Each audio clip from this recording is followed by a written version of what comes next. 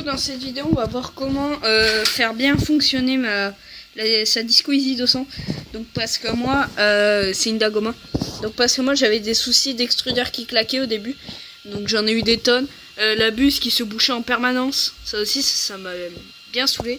Et en fait c'est juste un problème que je serrais pas assez la buse et le tube métallique dedans. Donc on va aller voir tout de suite comment le monter pour ceux que ça pourrait aider.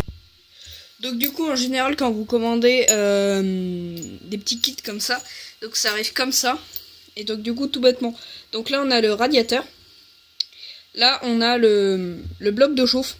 Donc c'est là-dedans que vient la cartouche qui chauffe. Du coup la sonde de température. Là on a le fameux tube métallique qui va faire la jonction en fait entre le radiateur et le bloc chauffant. Et enfin la buse. Donc du coup je vais vous montrer comment le monter tout de suite. Donc du coup maintenant que le mien il est bien crasseux. Alors la fente comme ça va toujours vers la partie du refroidisseur. Donc du coup la buse elle se monte ici. Normalement il faut le faire à chaud. Et comme j'ai un tarot comme ça de 6 mm, et ben je peux le faire à froid, il n'y a pas de souci.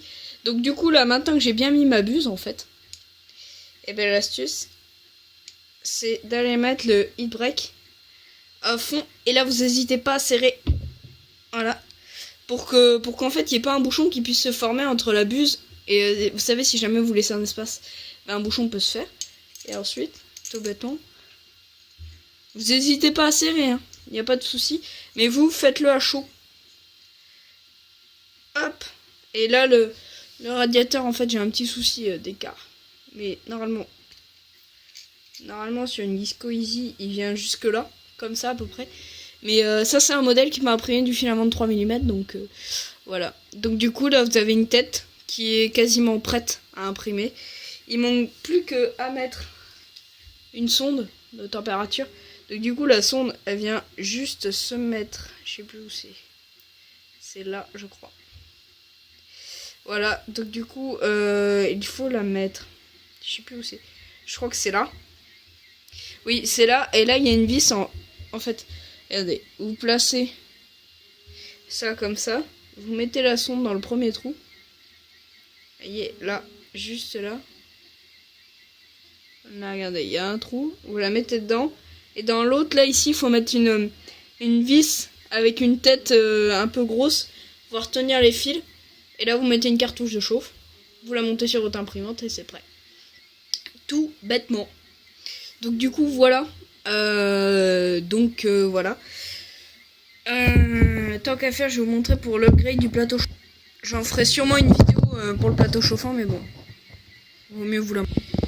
Donc du coup le plateau chauffant en fait c'était un plateau chauffant MK2A que j'avais eu sur ma G-Tech. Donc rip la G-Tech mais au revoir. Et regardez sur l'écran de la Disco Easy, vous voyez j'ai la température. Il peut monter jusqu'à 115 degrés pour vous dire. Donc du coup la petite alim de PC c'est bon, elle a ripé sa place contre celle-là. Et celle-là là elle est chaude, sans rigoler. Du coup les câbles aussi ils ont sauté. J'ai mis ça.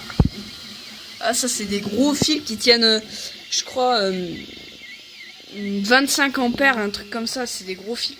Le bouton là, hop, les fils de la carte mère tout a sauté. Ça va faire office d'une prochaine vidéo. Mais bon voilà. Donc si ça peut en intéresser certains, j'ai mis pour isoler le plateau chauffant en fait c'est du liège. Et ça c'est des barres de mécano. Voilà, parce que j'avais pas d'idée.